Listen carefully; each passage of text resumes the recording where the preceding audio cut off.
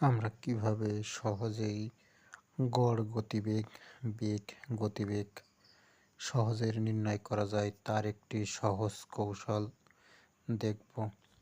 এর জন্য আমাদের কিছু সহজ সূত্রর প্রয়োজন হবে। গতিবেগ সমান সমান দূরত্ব বাই সময়, কিলোমিটার বা ঘন্টা।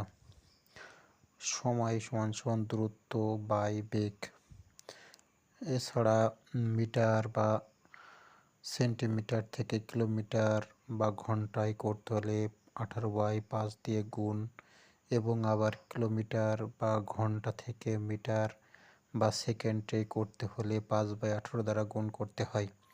আমরা একটি উদাহরণের মাধ্যমে দেখব যে কিভাবে সহজেই অঙ্কটি